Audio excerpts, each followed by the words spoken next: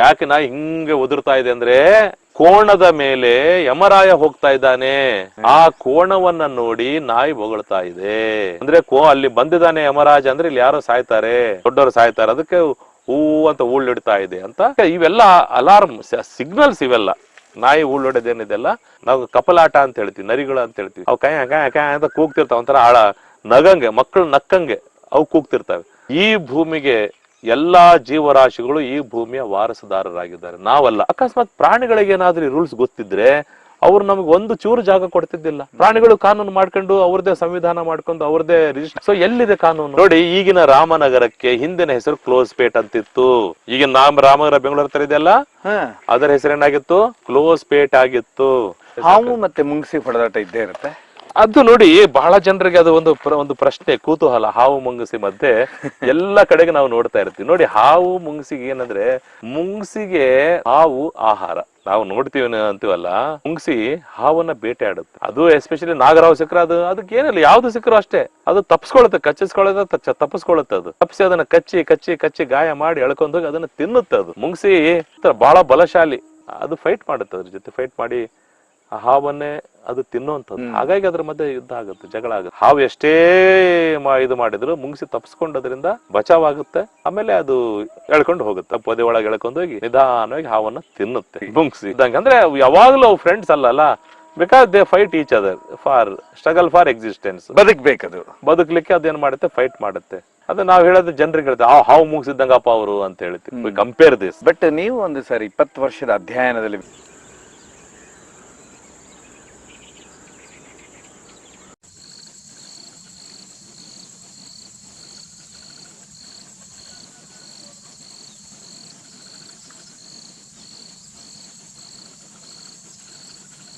ವಿಶೇಷವಾದ ಏನಾದರೂ ನೋಡಿದ್ದು ಪ್ರಾಣಿ ಲೋಕದಲ್ಲಿ, ಜಗತ್ತಲ್ಲಿ?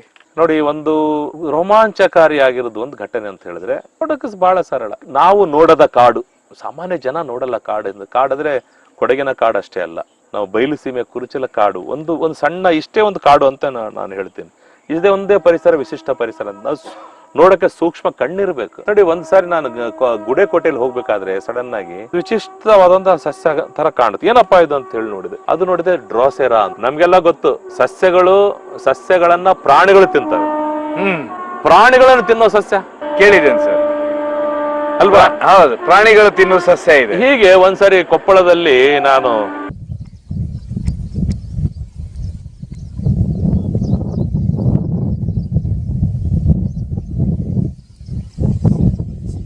ಸರ್, ಅದು ಸಸ್ಯ ಡ್ರಾಸರಿ ಭಾರಿ ನೋಡಿ. ಒಂದ್ಸರಿ ನಾನು ಈ ಕೊಪ್ಪಳದ ಕಾಡಿನಲ್ಲಿ, ಅದರಲ್ಲೇ ಎಸ್ಪೆಷಲಿ ನಮ್ಮ ಆನೆಗುಂದಿ ಪ್ರದೇಶದಲ್ಲಿ, ಆನೆಗುಂದಿಯಿಂದ ಏಳುಗುಡ್ಡ ಅಂತ ಹೇಳ್ತೀವಿ, ದೊಡ್ಡ ಅದ್ಭುತವಾದಂತಹ ಪರಿಸರ ಇದೆ. ಅಲ್ಲಿ ಹೋಗ್ತಾ ಇರ್ಬೇಕು, ಬೆಟ್ಟದ ತುದಿಯಲ್ಲಿ ಹೋಗ್ಬೇಕಾದ್ರೆ ಒಂದು ಭಾಗದಲ್ಲಿ ಸಣ್ಣದಾಗಿ ಕಲ್ಲು ಬಂಡೆಗಳ ಮಧ್ಯೆ ನೀರ್ ಹರಿದು ಬರ್ತಾ ಇತ್ತು. ಅಲ್ಲಿ ಕೆಂಪದ್ದು ಏನೋ ಕಾಣ್ತಾ ಇದೆ. ಹತ್ರ ಹೋಗಿ ನೋಡಿದೆ, ನಾನು ಶಾಕ್ ಆದೆ. ಅದು ಡ್ರಾಸೆರಾ. ₹1 ನಾಣ್ಯದಷ್ಟು ಇರುತ್ತೆ ಅದು. ₹1 ನಾಣ್ಯ ಕಾಯಿನ್, ಅರ್ಧ ಒಂದು ಇಷ್ಟೇ ಚಿಕ್ಕದು. ಅದು ಸೂಕ್ಷ್ಮವಾಗಿ ನೋಡಿದ್ರೆ ಆಗ ಗೊತ್ತಾಯ್ತು, ನಾವು ಓದ್ತಾ ಇದ್ವಿ ಡ್ರಾಸೆರಾ ಅಂತ, ಅದರ ಗಾತ್ರ ಗೊತ್ತಿದ್ದಿಲ್ಲ, ನೋಡಿದ್ದಿಲ್ಲ. ಪಾಠ ಕಲಿಬೇಕಾದ್ರೆ ಡ್ರಾಯಿಂಗ್ ಬಿಡಿಸ್ತಿದ್ರು, ಕೀಟಾಹಾರಿ ಸಸ್ಯ ಅಂತ ಹೇಳಿ. ಏನು ಅದು? ಇರುವೆಗಳನ್ನ ತಿನ್ನುತ್ತೆ, ಹಾಗೆ ಅಂತ ಹೇಳಿ ಓದಿದ್ವಿ ಅಷ್ಟೇ, ನಾವು ನೋಡಿದ್ದಿಲ್ಲ. ಅಲ್ಲಿ ಕಣ್ಣಾರಿ ನೋಡ್ತಿದ್ವಿ, ಒಂದಲ್ಲ ಎರಡಲ್ಲ, ಸಾವಿರಾರು ಸಂಖ್ಯೆಯಲ್ಲಿ ಉದ್ದಕ್ಕೂ. ಅಲ್ಲಿ ನಾನು ಸುಮ್ನೆ ಪರೀಕ್ಷೆ ಮಾಡೋಣ ಅಂತ ಹೇಳಿ ಅಲ್ಲಿ ಕುರಿಕಾಯಿ ಅಂತ ಕೇಳಿದೆ. ಇಲ್ಲಿ ಬಾರು ನೋಡಿ, ಇದು ಏನು? ಯಾವ್ದೋ ಹುಲ್ಲು ಬಿಡ್ರಿ ಸರ್ ಅಂತ. ಅವ್ರಿಗೆ ಗೊತ್ತಿಲ್ಲ ಜನರಿಗೆ ಅದು ಡ್ರಾಸೆರಾ ಅಂತ. ಆ ಸ್ಥಳ ಒಬ್ಬ ಮನುಷ್ಯನ ನನಗೆ ಎಷ್ಟೋ ಜನರಿಗೆ ಕೇಳಿದೆ, ಏನದು? ಗಮನಿಸಲಿಲ್ಲ ಅವ್ರು ಏನಂತ. ಅದು ಯಾವ್ದೋ ಏನೋ ಅಂತ ತಿಳ್ಕೊಂಡ್ಬಿಟ್ಟು, ಏದೋ ಪಾಚಿ ಬೆಳೆದಿದೆ. ಆಮೇಲೆ ಸೂಕ್ಷ್ಮವಾಗಿ ನೋಡಿ ನಾನು ಅದನ್ನ ಚಿತ್ರಗಳನ್ನ ತೆಗೆದೆ. ನೋಡಿದಾಗ ಗೊತ್ತಾಗುತ್ತೆ, ನೋಡಿ ಇಷ್ಟೇ ಇರುತ್ತೆ, ಒಂದು ಕಾಯಿನ್ನಷ್ಟು, ಒಂದು ರೂಪಾಯಿ ಕಾಯಿನ್ನಷ್ಟು ಇರುತ್ತೆ ಗಾತ್ರ. ಅದರ ಮೈ ತುಂಬಾ ಈ ತರ ಬೇರೆ ಬೇರೆ ಬೇರೆ ದಳಗಳು ಇರ್ತವೆ. ಮೈ ತುಂಬಾ ಹಿಂಗ್ ಒಂದ್ರ ಪಕ್ಕ ದಳಗಳು.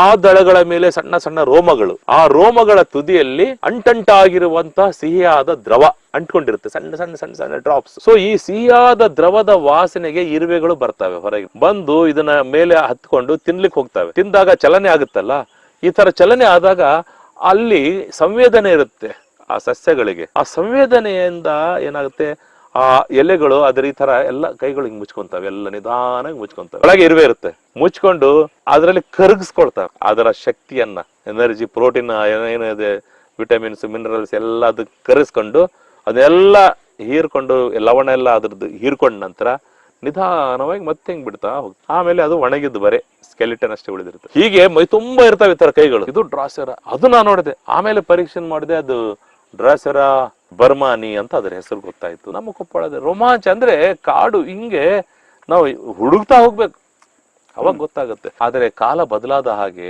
ನಮ್ಮ ಕಾನೂನುಗಳು ಬದಲಾದ, ಅವುಗಳ ಸಂಖ್ಯೆ ಕಡಿಮೆ ಆಗ್ತಾ ಇದೆ. ಕರಡಿ ಆಟಕ್ಕೋಸ್ಕರ ಮರಿಗಳನ್ನ ಸ್ಮಗಲ್ ಮಾಡ್ತಾರೆ ಅನ್ನೋ ಕಾರಣಕ್ಕೆ, ಮತ್ತು ಯಾವುದೇ ಕಾಡು ಪ್ರಾಣಿಯನ್ನ ಪ್ರದರ್ಶನ ಮಾಡಬಾರದು, ಮನೋರಂಜನೆಗೆ ಬಳಕೆ ಮಾಡಬಾರದು ಅಂತೇಳಿ 1972ನೇ ಕಾಯ್ದೆ ವನ್ಯಜೀವಿ ಸಂರಕ್ಷಣಾ ಕಾಯ್ದೆ ಬಂದ್ಮೇಲೆ ಎಲ್ಲಾ ಕಾಡನ್ನ ಬಂದಂತ ಪ್ರಾಣಿಗಳನ್ನ ವಶಪಡಿಸಿಕೊಂಡು ರೆಸ್ಕ್ಯೂ ಸೆಂಟರ್ ಕಳಿಸಿ. ಹಾಗೆ ನಮ್ಮ ದೇಶದಲ್ಲಿ ಸಹ ಈ ಕರಡಿಗಳ ಆಟ, ಕೋತಿ ಆಟ ಇರ್ಬೋದು, ಹಾವಿನ ಆಟ ಆಡಿಸೋದು ಎಲ್ಲ ನಿಲ್ಸಿ. ಬಟ್ ಹೇಗಿತ್ತು ಸರ್ ಇದು ಕರಡಿ ಆಟ ಅಂತ ಹೇಳಿ? ಅವ್ರು ಏನ್ ಮಾಡೋರು ಆಕ್ಚುಲಿ? ಅದ್ರ ಬಗ್ಗೆ ಒಂದು ಡಾಕ್ಯುಮೆಂಟ್ರಿನೇ ಒಬ್ರು ಕಳಿಸಿದ್ದಾರೆ. ಹೌದು, ಏನು ಬೆಳಗ್ಗೆಯಿಂದ ಅದನ್ನ ಇಟ್ಕೊಳ್ಳೋದು, ಅದಕ್ಕೆ ಊಟ ಗೀಟ ಹಾಕೋದು, ಮತ್ತೆ ಅದು ಅವ್ರಿಗೆ ಏನು ಮಾಡ್ತಿರ್ಲಿಲ್ಲ ಸಾಕವನಿಗೆ, ಹೇಗಿದೆಲ್ಲ? ಇಲ್ಲ, ಅದು ಒಂದು ನೋಡಿ, ಆಟ ಆಡ್ಸೋರು ನೋಡಿ, ಯಾವುದೇ ನೀವು ಪ್ರಾಣಿ ಸಾಕಿ ಅದಕ್ಕೆ ಊಟ ಕೊಡ್ತೀರ ಅಂತ ಹೇಳಿ ನೀವೇ ಅಪ್ಪ ಅಮ್ಮ ಇದ್ದ ಹಾಗೆ.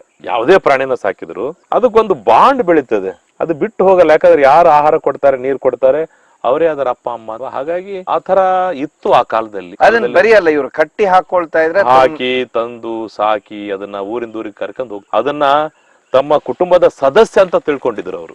ಅದೇ ಅವ್ರಿಗೆಲ್ಲ ಕೊಡುತ್ತೆ. ಸತ್ತಾಗ ಅವ್ರನ್ನ ಮನುಷ್ಯನಿಗೆ ಹೇಗೆ ಸಮಾಧಿ ಮಾಡ್ತಾರೋ ಅಷ್ಟೇ ರೀತಿಯಲ್ಲಿ ಸಮಾಧಿ ಮಾಡ್ತಾ ಇದ್ರು. ಅಂತ ಭಾವನಾತ್ಮಕ ಬಂಧ ಇತ್ತು. ಆದ್ರೆ ನೋಡಿ, ಕಾನೂನು ಬದಲಾಗ್ತಾ ಇತ್ತು. ನಮ್ಮ ವಂಶದವರು ನನಗೆ ಕೊಡಿ ಮಾರ್ಲಿಕ್ಕೆ, ದಾರು ವಾಲ ಅಂತ ಇರ್ತಾನೆ. ನಮ್ಮ ತಾತ ಮುತ್ತಾತ ಕಳ್ಳಬಟ್ಟಿ ತಯಾರು ಮಾಡ್ತಾ ಇದ್ರು, ನನಗೆ ಪರ್ಮಿಷನ್ ಕೊಡಿ ನಾನು ಕಳ್ಳಬಟ್ಟಿ ಮಾಡ್ಲಿಕ್ಕೆ ಅಂತ ಹೇಳಕ್ ಆಗುತ್ತಾ? ಕಾಲ ಬದಲಾಗಿದೆ. ದೇಶದ ಕಾನೂನಿಗೆ ನಾವು ಗೌರವಿಸಬೇಕು. 72ರಲ್ಲಿ ಬಂದಿದ್ದು ಅದ್ಭುತವಾದ ಕಾನೂನು ಬಂದ್ಮೇಲೆ ನೋಡಿ, ನಾವು ಈ ಭೂಮಿ ನೋಡಿ, ನಮ್ಮ ಆಸ್ತಿ ಅಲ್ಲ ಇದು. ಈ ಭೂಮಿಗೆ ಎಲ್ಲಾ ಜೀವರಾಶಿಗಳು ಈ ಭೂಮಿಯ ವಾರಸುದಾರರಾಗಿದ್ದಾರೆ, ನಾವಲ್ಲ. ಕಾನೂನು ಮಾಡ್ಕೊಂಡಿದ್ವಿ, ನಾವು ಮಾಡಿ, ನನ್ನ ಜಾಗ ಇದು, ನನ್ನ ಹೊಲ ಇದು, ನನ್ನ ಮನೆ ಇದು ಅಂತ ನಾವು ನಮ್ಮ ರೂಲ್ಸ್ ಪ್ರಕಾರ ಪಟ್ಟ ಮಾಡ್ಕೊಂಡಿದೀವಿ. ಅಕಸ್ಮಾತ್ ಪ್ರಾಣಿಗಳಿಗೆ ಏನಾದ್ರೂ ರೂಲ್ಸ್ ಗೊತ್ತಿದ್ರೆ ಅವ್ರು ನಮ್ಗೆ ಒಂದು ಚೂರು ಜಾಗ ಕೊಡ್ತಿದ್ದಿಲ್ಲ. ಪ್ರಾಣಿಗಳು ಕಾನೂನು ಮಾಡ್ಕೊಂಡು ಅವ್ರದೇ ಸಂವಿಧಾನ ಮಾಡ್ಕೊಂಡು ಅವ್ರದೇ ರಿಜಿಸ್ಟ್ರೇಷನ್ ಆಫೀಸ್. ಸೊ ಎಲ್ಲಿದೆ ಕಾನೂನು? ನೋಡಿ, ವೆನೆಜುವೆಲಾ ದೇಶ, ಸಣ್ಣ ಸಣ್ಣ ದೇಶಗಳು ಕೆಲವಿದಾವೆ. ಇಕ್ವಿಡಾರ್ ಅಂತ ಇದೆ ದೇಶ. ಇಕ್ವಿಡಾರ್ ದೇಶದವ್ರು ಏನ್ ಮಾಡಿದ್ದಾರೆ, ಲಾ ಆಫ್ ಮದರ್ ನೇಚರ್ ಅಂತ ಒಂದು ಮಾಡಿದ್ದಾರೆ. ಮದರ್ ನೇಚರ್ ನ ಕಾಯ್ದೆ ಮಾಡಿದ್ದಾರೆ. ರೈಟ್ ಆಫ್ ಮದರ್ ನೇಚರ್ ಅಂದ್ರೆ ಮಾತೃ ತಾಯಿ ಏನಿದ್ದಾಳೆ, ಪ್ರಕೃತಿ ದೇವಿಯ ರಕ್ಷಣೆಗೋಸ್ಕರ ಒಂದು ಕಾನೂನು, ಆಕೆ ಹಕ್ಕಿದೆ ಅಂತ ಹೇಳ್ತಾರೆ. ಪ್ರಕೃತಿ ಮಾತೆ ಹಕ್ಕು ಕೊಟ್ಟಿದ್ದಾರೆ ಪ್ರಕೃತಿಗೆ. ಸೊ ಈ ಭೂಮಿ ನಮ್ದಲ್ಲ, ಆಸ್ತಿ ಇದ್ದು ಭೂಮಿ ಇದು ಸಕಲ ಜೀವರಾಶಿ. ಇನ್ನೊಂದು ಜೀವಿಗಳ ಮೇಲೆ ನಾವು ಕಂಟ್ರೋಲ್ ಮಾಡಕ್ ನಮ್ಗೇನಿದೆ ಅಧಿಕಾರ? ನೋಡಿ, ಸಾಕು ಪ್ರಾಣಿದ ವಿಷಯ ನಾನು ಮಾತಾಡಲ್ಲ, ಯಾಕಂದ್ರೆ ಸಾಕು ಪ್ರಾಣಿಗಳು ನಾವು ಸಾಕಿರೋದು ನಮ್ ಕೈಯಾಗಿರೋದು. ಆದ್ರೆ ನಾನ್ ಹೇಳ್ತಿರೋದು ಕಾಡು ಪ್ರಾಣಿಗಳು. ಈ ವನ್ಯ ಜೀವಿಗಳು ಎಷ್ಟಿದಾವೆ ನಮ್ಮ ಪ್ರಪಂಚದಲ್ಲಿ ನೋಡಿ. ಮನುಷ್ಯನ ಸಂಖ್ಯೆ ಜಾಸ್ತಿ ಆಗ್ತದೆ, ಕಾಡಿನ ಸಂಖ್ಯೆ ಕಡಿಮೆ ಆಗ್ತಾ ಇದೆ, ನೈಸರ್ಗಿಕ ಸಂಪನ್ಮೂಲಗಳ ಬಳಕೆ ಜಾಸ್ತಿ ಆಗ್ತಾ ಇದೆ. ಅವು ಎಲ್ಲ ಹೋಗ್ಬೇಕು ಪ್ರಾಣಿಗಳು. ಪ್ರಾಣಿಗಳಿಗೆ ಹಕ್ಕಿದೆ ಅಲ್ವಾ ಈ ಭೂಮಿ ಮೇಲೆ. ಹಾಗಾಗಿ ಅವುಗಳಿಗೂ ನಾವು ಜಾಗ ಕೊಡಬೇಕು, ಅವುಗಳಿಗೆ ರಕ್ಷಣೆ ಮಾಡಬೇಕು, ಅವುಗಳಿಗೋಸ್ಕರ ಜೀವಿ ಸಂರಕ್ಷಣಾ ಧಾಮಗಳನ್ನ ಮಾಡಬೇಕು. ಇದು ಅನಿವಾರ್ಯ. ನಾನು ಅವಾಗ್ಲೇ ಒಂದು ಪ್ರಶ್ನೆನ ಕೇಳೋತಿ ಒಂದೇ ಒಂದು ಮರ್ತು ಬಿಟ್ಟು, ನಾವು ನಾಯಿ ಅಳ್ತಾ ಇರ್ತಾವೆ ಅನ್ನುವಂಥದ್ದು ಇರುತ್ತೆ. ಇವತ್ತು ಇಲ್ಲಿ ಏರಿಯಾದಲ್ಲಿ ಒಂದು ಸಾವಾಗುತ್ತೆ ಅನ್ನುವಂಥದ್ದು ಬರುತ್ತೆ. ಹೌದು,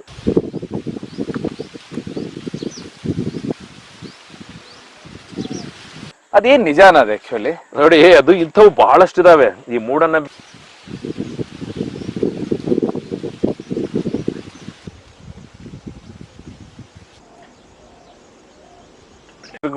ಅದು ಅಲ್ಲಿ ನಾವೆಂತ ಪ್ರಾಣಿ ಮತ್ತು ಮೂಢನಂಬಿಕೆಗಳು ಅನ್ನೋದಕ್ಕೆ ಒಂದು ಸಪರೇಟ್ ಎಪಿಸೋಡ್ ಮಾಡ್ಬೇಕಾಗತ್ತೆ. ಅಲ್ಲ, ಸೀರೀಸ್ ಆಫ್ ಎಪಿಸೋಡ್ ಮಾಡ್ಬೇಕು. ನಾವು ಚಿಕ್ಕವರಿದ್ದಾಗ ನಮ್ಮ ಮನೆ ಮುಂದೆ ಮಲಗಿದಾಗ ಸಂಜೆ ಹೊತ್ತು ನಾಯಿ ಹೂ ಅಂತ ಈಗ ಮುಖ ಮೇಲೆ ಮಾಡಿ ಊಳಿಡುವುದು, ಹೌಲಿಂಗ್ ಮಾಡ್ತಾ ಇದ್ವು. ಯಾಕೆ ಹಿಂಗ್ ಮಾಡ್ತಾವೆ? ಯಾಕೆ ನಾಯಿಗಳು ಓ ಅಂತ ಓದಿರ್ತಾವೆ? ಸುಮ್ನೆ ಏನಾಗಿದೆ ದಾಡಿ. ಕೆಲವು ಸಾರಿ ರಾತ್ರಿ ವೇಳೆ ನಾವೊಂದು ಹಳ್ಳಿ ಆಗಿದೆ, ಬಂಟ್ರಿ ಅಂತ ಹಳ್ಳಿ. ರಾತ್ರಿ ಓ ಅಂತ ಹೋದ್ರ ನಾಯಿಗಳು, ಏನಪ್ಪಾ ಅಂತ ಕಾಟ ಅಂತ. ಆಮೇಲೆ ಗೊತ್ತಾಯ್ತು. ಅವಾಗ ನಮ್ಗೆ ಅಜ್ಜಿ ಹೇಳ್ತಿದ್ಲು, ನಮ್ಮ ಅಜ್ಜಿ, ಯಾಕೆ ನಾಯಿ ಹಿಂಗೆ ಉದುರ್ತಾ ಇದೆ ಅಂದ್ರೆ ಕೋಣದ ಮೇಲೆ ಯಮರಾಯ ಹೋಗ್ತಾ ಇದ್ದಾನೆ, ಆ ಕೋಣವನ್ನ ನೋಡಿ ನಾಯಿ ಬೊಗಳ್ತಾ ಇದೆ. ಅಂದ್ರೆ ಅಲ್ಲಿ ಬಂದಿದ್ದಾನೆ ಯಮರಾಜ ಅಂದ್ರೆ ಇಲ್ಲಿ ಯಾರೋ ಸಾಯ್ತಾರೆ, ದೊಡ್ಡವರು ಸಾಯ್ತಾರೆ, ಅದಕ್ಕೆ ಹೂ ಅಂತ ಊಳಿಡ್ತಾ ಇದೆ ಅಂತ ನಮ್ಮ ಅಜ್ಜಿ ನಮ್ ಕತೆ ಹೇಳ್ತಾ ಇದ್ರು. ಆದ್ರೆ ವಾಸ್ತವ ಸಂಗತಿ ಏನಿದೆ, ನಮಗೆ ಕೇಳದ, ನಮ್ಮ ಕಿವಿಗೆ ಕೇಳದ ಧ್ವನಿ ಶಬ್ದ ನಾಯಿ ಕಿವಿ ಕೇಳಿಸುತ್ತೆ. ಈ ಊರಿನಲ್ಲಿರುವಂತ ಹಳ್ಳಿಯಲ್ಲಿರುವ ನಾಯಿ ಪಕ್ಕದಲ್ಲಿರುವ ಹಳ್ಳಿಯಲ್ಲಿರುವಂತ ನಾಯಿ ಜೊತೆ ಮಾತಾಡ್ತಾ ಇದೆ, ಅದು ಕಮ್ಯುನಿಕೇಶನ್ ಆಗ್ತಾ ಇದೆ. ಓ ಅಂತ ಊಳಿಡೋದಂದ್ರೆ ಏನರ್ಥ, ನಾನ್ ಇಲ್ಲಿದ್ದೀನಿ, ನನ್ನ ಏರಿಯಾ ಇದು ಅಂತ.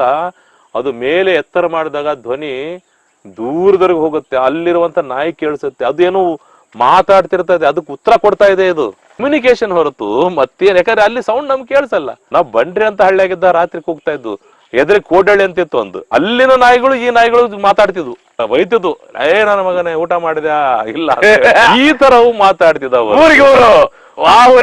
ಹೌದು, ಎಲ್ಲ ನಾಯಿಗಳು ಓ ಅಂತ ಹೋದರೆ ಇಲ್ಲಿ ಓ ಅಂತ ಓದಿರ್ತಾ ಇದ್ವು. ಇದು ಕಮ್ಯುನಿಕೇಶನ್ ಅದು. ಬಟ್ ನಾಯಿಗೆ ತುಂಬಾ ಶಾರ್ಪ್ ಇರುತ್ತೆ ಅದು, ನಮ್ಮ ಕಿವಿಗೆ ಕೇಳಲಾರದಂತಹ ಧ್ವನಿ, ಸೂಕ್ಷ್ಮ ಧ್ವನಿಗಳು ಅದು ಕೇಳಿಸ್ತವೆ. ಹಾಗಾಗಿ ನಾಯಿಗಳು ಯಾಕೆ ಈ ತರ ವರ್ತಿಸ್ತವೆ, ಭೂಕಂಪ ಆದಾಗ ಬೇಗ ಓಡೋಗ್ತವೆ, ಆಮೇಲೆ ಏನಾದ್ರೂ ಯಾರಾದ್ರೂ ಬಂದ ತಕ್ಷಣ ಅದು ಎದ್ದು ಹೋಗುತ್ತೆ, ಯಾಕಂದ್ರೆ ಅದು ಗೊತ್ತಾಗುತ್ತೆ ನಮ್ಗೆ. ಹಾಗಾಗಿ ಊಳಿಡೋದೇನಿದೆ, ಅಥವಾ ಇನ್ನೊಂದ್ಸರಿ ಏನು, ಹಳ್ಳಿಯಾಗೆ ಊರ್ ಹೊರಗೆ ಮನೆ ಇರುತ್ತೆ, ಪಕ್ಕದಲ್ಲಿ ಕಾಡಿರುತ್ತೆ, ಅಲ್ಲಿ ನರಿಗಳು ಮೊಲಗಳು ಕೂಗ್ತಿರ್ತವೆ. ನಾವು ಕಪಲಾಟ ಅಂತ ಹೇಳ್ತೀವಿ, ನರಿಗಳು ಅಂತ ಹೇಳ್ತೀವಿ. ಅವು ಕಾಯ ಅಂತ ಕೂಗ್ತಿರ್ತಾವ, ಒಂಥರ ನಗಂಗೆ, ಮಕ್ಕಳು ನಕ್ಕಂಗೆ ಅವು ಕೂಗ್ತಿರ್ತವೆ. ಅವುಗಳು ಬಂದಾವಂತ ಪ್ರೆಸೆನ್ಸ್ ನಮ್ಗೆ ಇವು ಹೇಳ್ತವೆ, ನಮ್ಮ ನಾಯಿಗಳು ಕೂಗ್ತವೆ. ನಮ್ಮ ನಾಯಿಗಳು ಕೂಗಿ ಅಂದ್ರೆ ಅಲ್ಲೇನೋ ಬಂದಿದೆ ಅಂತ. ಇನ್ನು ನಮ್ ಗಂಗಾವತಿ ಇಲ್ಲೆಲ್ಲ ಕಾಡಿದೆ, ಈ ಭಾಗದಲ್ಲಿ ಹೋಗ್ಬಿಟ್ರೆ ಸಂಜೆ ಆದ ತಕ್ಷಣ ಕಾಡಿನ ಸುತ್ತಮುತ್ತಲಿರೋ ಹಳ್ಳಿಗಳಲ್ಲಿ ನಾಯಿಗಳು ಒದರಕ್ ಶುರು ಮಾಡ್ಬಿಡ್ತಾವ, ಓ ಅಂತ. ಯಾಕಂದ್ರೆ ಅಲ್ಲಿ ಚಿರತೆ ಬರಿಂದ ಇಳಿತಾ ಇರುತ್ತೆ, ಆ ವಾಸನೆ ನಾಯಿ ಗೊತ್ತಾಗಿರುತ್ತೆ. ಇನ್ನೊಂದ್ ಕಡೆ ಕರಡಿ ಬಂದು ಇಳಿತಾ ಇರುತ್ತೆ ಹೊಲಕ್ಕೆ, ಅದು ನಾಯಿಗಳಿಗೆ ಗೊತ್ತಾಗಿರುತ್ತೆ. ಆ ನಾಯಿಗಳು ಸಿಗ್ನಲ್ ಕೊಡ್ತಾವ ನಮ್ಗೆ. ನಾಯಿ ಕೂಗೋದ್ರಿಂದ ಹೇಳ್ಬೋದು ಯಾವ ದಿಕ್ಕಿನಲ್ಲಿ ಚಿರತೆ ಇದೆ ಅಂತ ಹೇಳ್ಬೋದು ನಾವು. ತೋಳಗಳು ಇದಾವೆ ಸರ್, ತೋಳಗಳು ಇದಾವೆ. ಅದೇ ರೀತಿ ಈ ಕರಿ ಕೋತಿಗಳು ಇದಾವಲ್ಲ, ಕರಿ ಮುಷ್ಯ, ಅವು ಸಹ ಅಲಾರಾಮ್ ಕಾಲ್ ಕೊಡ್ತಾವೆ. ಅವು ಕೂಗೋದ್ ನೋಡಿ ನಾವು ಹೇಳ್ಬಿಡ್ತೀವಿ ಚಿರತೆ ಇಲ್ಲೇ ಬರ್ತಾ ಇದೆ. ಇವೆಲ್ಲ ಅಲಾರ್ಮ್ ಸಿಗ್ನಲ್ಸ್, ಇವೆಲ್ಲ ನಾಯಿ ಉಳ್ಳೊಡೆದೇನಿದೆಲ್ಲ ಅದೊಂದು ಸಿಗ್ನಲ್ ಅಷ್ಟೇ. ಬಟ್ ಆ ಗಂಗಾವತಿ ಸೈಡ್ ಎಲ್ಲ ಈ ರೀತಿ ಕಲ್ಲಿನ ಗುಡ್ಡೆಗಳೇ ಇದಾವಲ್ಲ ಸರ್, ಇದು ಏನಿದೆ ಆಕ್ಚುಲಿ? ಇದು ಆಗಿರೋದ ಉಲ್ಕಾಪಾತನ ಅಥವಾ? ಇಲ್ಲ ನೋಡಿ, ಅದ್ರದ್ದು ಬೇರೆ ವಿಷಯ ಇದೆ. ಈ ತರದ ಬಂಡೆಗಳೇನಿದಾವೆ ಇವು ನಮ್ಮ ಕುಷ್ಟಗಿಯಿಂದ ಹಿಡಿದು ಆನೆಗುಂದಿ, ಅಗೋಲಿ, ಬೆಣಕಲ್ಲು, ಹಂಪಿ, ಆಮೇಲೆ ಈ ಕಡೆಗೆ ಹೋದ್ರೆ ಗುಡೆಕೋಟೆ, ಚಿತ್ರದುರ್ಗ, ಮೊಳಕಾಲ್ಮೂರು, ಮಧುಗಿರಿ, ತುಮಕೂರು, ಪಾವಗಡ, ಆ ಕಡೆಗೆ ಸಾವನದುರ್ಗ, ರಾಮನಗರ, ಇದೆಲ್ಲ ಏನಿದೆ ಕ್ಲೋಸ್ ಪೇಟ್ ಗ್ರಾನೈಟ್ ಅಂತ. ಏನು ಕ್ಲೋಸ್ ಪೇಟ್ ಗ್ರಾನೈಟ್ ಅಂದ್ರೆ ನೋಡಿ, ಈಗಿನ ರಾಮನಗರಕ್ಕೆ ಹಿಂದಿನ ಹೆಸರು ಕ್ಲೋಸ್ ಪೇಟ್ ಅಂತಿತ್ತು. ಈಗಿನ ರಾಮನಗರ ಬೆಂಗಳೂರು ತರ ಇದೆಯಲ್ಲ, ಅದರ ಹೆಸರೇನಾಗಿತ್ತು? ಕ್ಲೋಸ್ ಪೇಟ್ ಆಗಿತ್ತು. ಕ್ಲೋಸ್ ಪೇಟ್ ಅಂದ್ರೆ ಯಾಕೆ ಬಂತು? ಕ್ಲೋಸ್ ಪೇಟ್ಗಿಂತ ಹಿಂದೆ ಶಂಷೇರಾಬಾದ್ ಅಂತ ಏನೋ ಇರ್ಬೇಕಾದ್ರೆ ಹೆಸರು. ಅಲ್ಲಿ ಪಕ್ಷಿ ಶಂಷೇರಾಬಾದ್ ಅಂತ ಇತ್ತು. ಟಿಪ್ಪು ಸುಲ್ತಾನ್ ಕಾಲದಲ್ಲಿ ಒಬ್ಬ ಕ್ಲೋಸ್ ಅನ್ನುವಂತ ಆಫೀಸರ್, ಬ್ಯಾರಿ ಕ್ಲೋಸ್ ಅನ್ನುವಂತ ಅಧಿಕಾರಿ ಟಿಪ್ಪು ಸುಲ್ತಾನನ ಜೊತೆಗೆ ಸಂಧಾನ ಮಾಡ್ಲಿಕ್ಕೆ ಬಂದಿರ್ತಾನೆ. ಒಬ್ಬ ಅಧಿಕಾರಿ, ಕ್ಲೋಸ್ ಅವನ ಹೆಸರು. ಆಮೇಲೆ ಟಿಪ್ಪುವಿನ ಮರಣದ ನಂತರ ಇದೇ ಬ್ಯಾರಿ ಕ್ಲೋಸ್ ಅನ್ನುವಂತ ಅಧಿಕಾರಿ ಭಾರತ ದೇಶದ ಉನ್ನತ ಅಧಿಕಾರಿ ಆಗ್ತಾನೆ. ಆವಾಗ ಅವನ ನೆನಪಿನಲ್ಲಿ ಹೆಂಗೂ ಟಿಪ್ಪು ಸುಲ್ತಾನ್ ಪತನ ಆಗಿ ಹೋಗ್ಬಿಟ್ಟ. ಅವನ ಶಂಷೇರಾಬಾದ್ ಯಾಕೆ ನಾವು ಶಂಷೇರಾಬಾದ್ ಅನ್ಬೇಕಂತೇಳಿ ಆ ಬ್ಯಾರಿ ಕ್ಲೋಸ್ ನ ಹೆಸರು ಇಡ್ತಾರೆ ರಾಮನಗರಕ್ಕೆ. ರಾಮನಗರ ಇವತ್ತಿಂದು ಕ್ಲೋಸ್ ಹೆಸರಲ್ಲಿ ಕ್ಲೋಸ್ ಪೇಟೆ ಅಂತ ಹೇಳ್ತಾರೆ. ಆ ಕ್ಲೋಸ್ ಪೇಟೆ ಸ್ವಾತಂತ್ರ್ಯ ನಂತರ, ಎಷ್ಟೋ ವರ್ಷಗಳ ನಂತರ ನಾವೇನ್ ಮಾಡ್ತೀವಿ, ಮೋಸ್ಟ್ಲಿ ಸ್ವಾತಂತ್ರ್ಯ ನಂತರ ಆಗಿರ್ಬೇಕು, ಅದಕ್ಕೆ ರಾಮನಗರ ಅಂತ ಮರುನಾಮಕರಣ ಮಾಡ್ತೇವೆ. ಈ ಬ್ರಿಟಿಷರ ಕಾಲದಲ್ಲಿ ಬಂಡೆಗಳ ಅಧ್ಯಯನ ಮಾಡ್ತಾರೆ ಭೂಗೋಳ ಶಾಸ್ತ್ರಜ್ಞರು. ಈ ತರದ ಎಲ್ಲಾ ಬಂಡೆಗಳು ಹೆಚ್ಚಾಗಿ ಎಲ್ಲಿದಾವೆ? ರಾಮನಗರದಲ್ಲಿದಾವೆ ನೋಡಿ. ಆಗ ರಾಮನಗರದ ಹೆಸರೇನಾಗಿತ್ತು? ಕ್ಲೋಸ್ ಪೇಟೆ ಅಂತ ಆಗಿತ್ತು. ಹಾಗಾಗಿ ಕ್ಲೋಸ್ ಪೇಟೆಯಲ್ಲಿರುವಂತ ಗ್ರಾನೈಟ್ ಅಂತ ಇದಕ್ಕೆ ಹೆಸರು ಕೊಡ್ತಾರೆ. ಇದಕ್ಕೆ ಕ್ಲೋಸ್ ಪೇಟ್ ಗ್ರಾನೈಟ್ ಅಂತ ಹೆಸರು. ಈ ಗ್ರಾನೈಟ್ ಏನಿದೆ ಅಲ್ಲ, ಇದೆಲ್ಲ ಕ್ಲೋಸ್ ಪೇಟ್ ಗ್ರಾನೈಟ್. ಯಾಕೆ ಕ್ಲೋಸ್ ಪೇಟೆಯಲ್ಲಿ ಹೆಚ್ಚಿದೆ. ನಾವು ಶೋಲೆ ಸಿನಿಮಾದಲ್ಲಿ ನೋಡಿರ್ತೀವಲ್ಲ, ಅದೇ ಕ್ಲೋಸ್ ಪೇಟ್ ಗ್ರಾನೈಟ್. ಇದು ಒಳ್ಳೆ ಗ್ರಾನೈಟ್. ಇದು ಇದೇ ರಿಂದಲ್ಲಿ ಹಂಪಿಯ ಸಾಮ್ರಾಜ್ಯ ಕಟ್ಟಿರೋದು ಇದೇ ಬಂಡೆಗಳಿಂದ. ವಜ್ರ ಬಿಟ್ರೆ ಇದೇ ಸ್ಟ್ರಾಂಗ್ ಗ್ರಾನೈಟ್. ಹೌದು, ಅಷ್ಟು ಗಟ್ಟಿಯಾಗಿರುವಂತ ಕಲ್ಲಿದು. ಬಟ್ ಇದನ್ನ ಈಗ ಇಲ್ಲ ಎಲ್ಲ ಕಡೆ ಇದೆ. ಮತ್ತೆ ಕ್ವಾರಿಗಳು, ಕಲ್ಲು ಕ್ವಾರಿಗಳು ನಡೀತಾ ಇದೀವಲ್ಲ, ಇದರದೇ ಕಲ್ಲು ಕ್ವಾರಿಗಳು. ನೀವು ಸಾದ್ರಳ್ಳಿ ವೈಟ್ ಅಂತ ಏನ್ ಹೇಳ್ತೀವಿ, ಅಲ್ಲೆಲ್ಲ ಏರ್ಪೋರ್ಟ್ ಹತ್ರ ಏನಿದೆಲ್ಲ, ಅಲ್ಲಿ ಯಲಹಂಕದಲ್ಲಿ ಗ್ರಾನೈಟ್ ಮಾಡ್ತಾರಲ್ಲ, ಇದೆಲ್ಲ ಇದೇ ಕ್ಲೋಸ್ ಪೇಟ್ ಗ್ರಾನೈಟ್. ಇದೆಲ್ಲ ಹೊಸಕೋಟೆ ಅಲ್ಲೆಲ್ಲ ಇದೇ ಗ್ರಾನೈಟ್, ಕ್ಲೋಸ್ ಪೇಟ್ ಗ್ರಾನೈಟ್ ಇದು. ಆದ್ರೆ ಅಲ್ಲಿ ಹೆಸರು ಬೇರೆ ಕೊಟ್ಟಿರ್ತಾರೆ ಗ್ರಾನೈಟ್ ವೆರೈಟಿಗೆ. ಬಟ್ ಎಲ್ಲ ಸರ್ ಈಗ ಇಲ್ಲೂ ಕಟ್ ಮಾಡ್ತಾರ, ಬಳ್ಳಾರಿ, ಇದೆಲ್ಲ ಇದೆ ಗ್ರಾನೈಟ್ಗಳು. ಇವೆಲ್ಲ ಕ್ವಾರಿ ಮಾಡ್ತಾರಲ್ವಾ ಸಿಕ್ಕಾಪಟ್ಟೆ. ಹೌದು, ಇದೇ ಕ್ವಾರಿ. ಈ ಕ್ವಾರಿ ಮಾಡೋದ್ರಿಂದಲೇ ಅಲ್ವಾ ನಮ್ಮ ಕರಡಿ ಮನುಷ್ಯ ದಾಳಿ ಆಗ್ತಾ ಇರೋದು. ಇದೇ ಕ್ವಾರಿ ಮಾಡ್ತಾ ಒಂದ್ ದಿವಸ ಇದು ನಾಶನೇ ಆಗಿ ಹೋಗ್ಬಿಡುತ್ತೆ. ಹೌದು, ಈಗ ಕ್ವಾರಿ ನಾಶ ಆಗ್ಬಿಟ್ರೆ ಕರಡಿಗಳಿಗೆ ಇರ್ಲಿಕ್ಕೆ ಮನೆ ಇಲ್ಲ. ಮಳೆಗಳ ಹವಾಮಾನದ ಮೇಲೆ ಎಫೆಕ್ಟ್ ಆಗುತ್ತೆ. ಹೌದು, ಯಾಕಂದ್ರೆ ನೋಡಿ, ಬಂಡೆಗಳು ಇವತ್ತಿಂದ 200 ಕೋಟಿ ವರ್ಷ ಇದು ತಯಾರಾಗಿದ್ದು. ಇದು ಜ್ವಾಲಾಮುಖಿಯಿಂದ ಸ್ಫೋಟ ಆಗಿದ್ದಲ್ಲ, ಭೂಗರ್ಭದಿಂದ ಒಳಗಿಂದ ಹೊರಗೆ ಉಕ್ಕಿ ಬಂದಿದ್ದು. ಉಕ್ಕಿ ಹಿಂಗ್ ಹರ್ಕೊಂಡು ಹೋದಾಗ ಗಟ್ಟಿ ಆಗಿದ್ದು. 200 ಕೋಟಿ ವರ್ಷ ಆಯ್ತು. ನಾವು ಡೈನಾಮೈಟ್ ಒಂದು ಸೆಕೆಂಡ್ ನಲ್ಲಿ ಬ್ಲಾಸ್ಟ್ ಮಾಡ್ಬಿಡ್ತೀವಿ. ಅದು ಕಲ್ಲು ಬೇಕು ನಮ್ಗೆ, ಅನಿವಾರ್ಯ, ಮನುಷ್ಯ ಬದುಕಬೇಕಾದ್ರೆ. ಆದ್ರೆ ಅದನ್ನ ಎಲ್ಲಿ ಮಾಡಬೇಕು, ಎಲ್ಲಿ ಗಣಿಗಾರಿಕೆ ಮಾಡಬೇಕು, ಕಲ್ಲು ಗಣಿಗಾರಿಕೆ. ಪ್ರಾಣಿಗಳ ಆವಾಸ ಸ್ಥಾನ ಇದ್ರೆ ಅಲ್ಲಿ ಕಲ್ಲು ಗಣಿಗಾರಿಕೆ ಮಾಡಬಾರದು. ಅದನ್ನ ನೋಡಿ ನಾವು ಮಾಡ್ಬೇಕು. ಈ ಅರಣ್ಯ ಇಲಾಖೆಯವರು, ಈ ಭೂಗರ್ಭ ಇಲಾಖೆಯವರು, ಗಣಿ ಇಲಾಖೆಯವರು ಅದನ್ನ ನೋಡ್ಬೇಕು. ಯಾಕಂದ್ರೆ ಇದು ಪ್ರಕೃತಿ ಕೊಟ್ಟಿರುವಂತ ವರ ನಮಗೆ. ಇವು ನಮ್ಮ ಗುಣಲಕ್ಷಣಗಳು ಇವೆಲ್ಲ. ಹೀಗಾಗಿ ಈ ಭಾಗದಲ್ಲಿ ಇದೇ ಕಲ್ಲಿದೆ, ಬಟ್ ಹಂಪಿನೂ ಇದರಲ್ಲೇ ತಯಾರಾಗಿದೆ. ಹಂಪಿಯ ಪ್ರತಿಯೊಂದು ಸ್ಮಾರಕಗಳನ್ನ ಅಲ್ಲಿರುವಂತ ಕಲ್ಲಿಂದಲೇ ಕಟ್ಟಿರೋದು. ಅಷ್ಟು 600-700 ವರ್ಷಗಳಿಂದ ಇವತ್ತು ಅಷ್ಟು ಗಟ್ಟಿಯಾಗಿದೆ ನೋಡಿ ನಮ್ಮ monument, because of this. But ಇದು ಹೊಸಪೇಟೆಲ್ಲ ಆ ರೀತಿ ಮಾನ್ಯುಮೆಂಟ್ಸ್. ಹೊಸಪೇಟೆಯೂ ಸಹ ಹಂಪಿ ಸಮಯದಲ್ಲಿ ನಾಗಲಾಪುರ, ನಾಗೇನಹಳ್ಳಿ ಅಂತ ಕರಿತಿದ್ರು ಅದಕ್ಕೆ. ಅದು ಒಂದು ಊರೇ, ಅದ್ರಲ್ಲಿ ಸಣ್ಣ ಸಣ್ಣ ಮಟ್ಟ. ಹೊಸ ಪೇಟೆ ಅಂದ್ರೆ ಪೇಟೆ ಆಮೇಲೆ ಮಾಡಿದ್ರು, ಅದು ಹೊಸದಾಗಿ ಮಾಡಿದಂತ ಪೇಟೆ ಅದು. ಬಟ್ ಅದ್ರಲ್ಲಿ ಸಹ ಹಳೆಯ ಕಾಲದ ಸಣ್ಣ ಪುಟ್ಟ ಸ್ಮಾರಕಗಳಿದಾವೆ. ಬಟ್ ಪ್ರಕೃತಿ ನೋಡಿದ್ರೆ ಈಗ ಸ್ವಲ್ಪ ಸುಧಾರಣೆ ಇದೆ ಅಂತಾರೆ ಈ ಭಾಗದಲ್ಲಿ, ಅಥವಾ ಮೊದ್ಲು ಇದಕ್ಕಿಂತ ಚೆನ್ನಾಗಿ? ಈಗ ಚೆನ್ನಾಗಿದೆ, ಸುಧಾರಣೆ ಆಗ್ತದೆ. ಯಾಕಂತ ಹೇಳ್ತೀನಿ ಕೇಳಿ.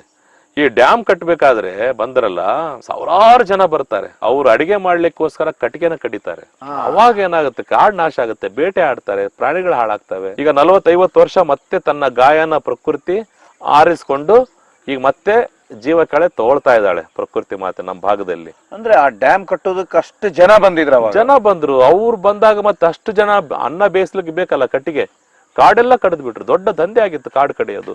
ಶುಗರ್ ಫ್ಯಾಕ್ಟ್ರಿ ಮಾಡ್ತಾರೆ ಮುನ್ರಾಬಾದಲ್ಲಿ, ಸಾಲಾರ್ಜಂಗ್ ಶುಗರ್ ಫ್ಯಾಕ್ಟ್ರಿ.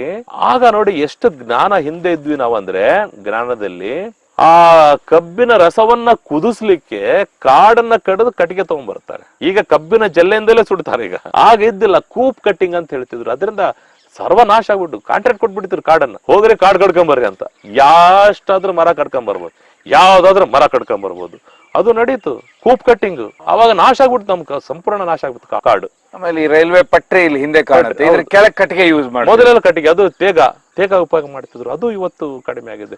Light pole. ಹಾಗಾಗಿ ನೋಡಿ, ಒಂದು 40 ವರ್ಷಗಳ 50 ವರ್ಷಗಳ ಅಥವಾ 60 ವರ್ಷಗಳ ಹಿಂದೆ ಆದ ಗಾಯ ಈಗ ಮಾಯ್ತಾ ಇದೆ. ಪ್ರಕೃತಿಯ ಮೇಲೆ ಆದ ಗಾಯಗಳು ಮಾಯ್ತಾ ಇದ್ದಾವೆ. ಅವಾಗ ಕಾಯ್ದೆ ಗೊತ್ತಿದ್ದಿಲ್ಲ ಮನುಷ್ಯನಿಗೆ. ಕಾಡಂದ್ರೆ ಮರ ಕಡಿಯೋದೇ ಒಂದು ಕಾಡಾಗಿತ್ತು ನಮಗೆ. ಏನು, ಮರ ಕಡಿಯೋದೇ ಅರಣ್ಯ ಇಲಾಖೆ ಕೆಲಸ ಆಗಿತ್ತು. ಅರಣ್ಯ ಇಲಾಖೆ ಉದ್ಯೋಗ ಏನಾಗಿತ್ತು ಆ ಕಾಲದಲ್ಲಿ, ಮರಗಳ ಸಂಪತ್ತು ಬರುವಂತದ್ದು, ಆದಾಯ ಬರುವಂತದ್ದು ಅಂತ ಆಗಿತ್ತು. ಬಟ್ ಇವಾಗ ಇಲ್ಲ. ಈಗ ಪ್ಯಾರಾಡೈಮ್ ಚೇಂಜ್. ಅಂದ್ರೆ ರೇಷನ್ ಕಾರ್ಡ್ ಒಟ್ಟಿಗೆ ಕಟ್ಟಿಗೆ ಕೊಡ್ತಿದ್ರು ಕಿಂಟಲ್ ಗಟ್ಲೆ. ಈಗ ಏನಾಗಿದೆ ನೋಡಿ, ಬದಲಾಗಿದೆ ಯೋಚನೆ. ಅರಣ್ಯ ಇಲಾಖೆ ಬಹಳ ಸ್ಟ್ರಾಂಗ್ ಆಗ್ತಾ ಇದೆ, ಕಾಡನ್ನ ಉಳಿಸ್ತಾ ಇದೆ, ನೈಸರ್ಗಿಕ ಅರಣ್ಯ ಪುನರುತ್ಪತ್ತಿ ಆಗ್ತಾ ಇದೆ. 50-60 ವರ್ಷಗಳ ಹಿಂದೆ ಆದ ಗಾಯ, ಅರಣ್ಯಕ್ಕೆ ಆದ ಏನು ಹಾನಿ ಈಗ ವಾಸಿಯಾಗಿ ಮತ್ತೆ ಅರಣ್ಯ ಅರಳ್ತಾ ಇದೆ, ಚಿಗುರ್ತಾ ಇದೆ. ಬಟ್ ಅದ್ರ ಮಧ್ಯಾಹ್ನ ಇಲ್ಲಿ ಹದ್ದಿನ ಇದೇನಾ ಸರ್? ಹದ್ದುಗಳು ಇದಾವ ಇಲ್ವಾ? ರಣಹದ್ದುಗಳು ನೀವು ಹೇಳೋದು. ರಣಹದ್ದುಗಳು ನೋಡಿ, ರಣಹದ್ದುಗಳು ಸರ್ವನಾಶ ಆಗುತ್ತೆ. ಬೇರೆ ಅನೇಕ ಕಾರಣಗಳಿದಾವೆ. ರಣಹದ್ದುಗಳು ನೋಡಿ, ಈಗ ರಾಮನಗರ ಅಂತ ಮಾತಾಡಿದಕ್ಕೆ ನಾನು ಕೇಳಿದೆ. ಯಾಕಂದ್ರೆ ರಣಹದ್ದ ಅಲ್ಲಿ ಒಂದೆರಡೇನೋ ಸ್ವಲ್ಪ ಉಳ್ಕೊಂಡಿದಾವೆ. ನೋಡಿ, ಡೈಕ್ಲೋಫಿನಾಕ್ ಅಂತ ಒಂದು ಇಂಜೆಕ್ಷನ್ ಬರುತ್ತೆ, ದನಗಳಿಗೆ ಇಂಜೆಕ್ಷನ್ ಮಾಡ್ತಾರೆ. ದನಗಳಿಗೆ ಜ್ವರ ಬಂದಾಗ ಇಂಜೆಕ್ಟ್ ಮಾಡ್ತಾರೆ ಡೈಕ್ಲೋಫಿನಾಕ್ ಅಂತ. ಆ ಡೈಕ್ಲೋಫಿನಾಕ್ ಇಂಜೆಕ್ಟ್ ಮಾಡಿದಾಗ ದನ ಆರೋಗ್ಯವಾಯ್ತು, ಅದು ಬದುಕ್ತು. ಸತ್ತೋಯ್ತಂದ್ರೆ ತಗೊಂಡಾಗ ಊರ ಹೊರಗೆ ಬಿಸಾಕ್ತಿದ್ರು. ಡೈಕ್ಲೋಫಿನಾಕ್ ಎನ್ನುವಂತ ಔಷಧ ಇರುವ ಮಾಂಸವನ್ನ, ದನದ ಮಾಂಸವನ್ನ ರಣಹದ್ದು ತಿಂದ್ರೆ ಅದರ ಕಿಡ್ನಿ ಫೇಲರ್ ಆಗ್ತಿದ್ವು, ಮೂತ್ರಕೋಶಗಳು ಹಾಳಾಗ್ತಿದ್ವು, ಮೂತ್ರಪಿಂಡಗಳು. ಹೀಗೆ ವರ್ಷಾನುಗಟ್ಲೆ ಈ ವಿಷವನ್ನ ಸೇವಿಸಿದ ಮೇಲೆ ನಮ್ಮ ನಾರ್ತ್ ಕರ್ನಾಟಕದಲ್ಲಿ ಸಂಪೂರ್ಣವಾಗಿ ರಣಹದ್ದುಗಳು ನಾಶ ಆದವು. ಆದರೆ ಸುಮಾರು 2016-17 ಇಸ್ವಿಯಲ್ಲಿ ನಾವು ರಾಯಚೂರು ಜಿಲ್ಲೆಯಲ್ಲಿ ಒಂದು ಭಾಗದಲ್ಲಿ ಒಂದೇ 16 ರಣಹದ್ದುಗಳು ನೋಡಿದ್ವಿ. ಲಾಂಗ್ ಬಿಲ್ಡ್ ವಲ್ಚರ್ಸ್ ಅಂತ ನೋಡಿದ್ವಿ ನಾವು. ಆಮೇಲೆ ಮತ್ತೆ ನಮಗೆ ಅದು ಕಂಡು ಬಂದಿಲ್ಲ. ಬಟ್ ಈಗ ಅದು ಬ್ಯಾನ್ ಆಗಿದೆ, ಔಷಧ ಬ್ಯಾನ್ ಆಗಿದೆ, ಮತ್ತೆ ಮರು ಹುಟ್ಟಿ ಬರಬಹುದು.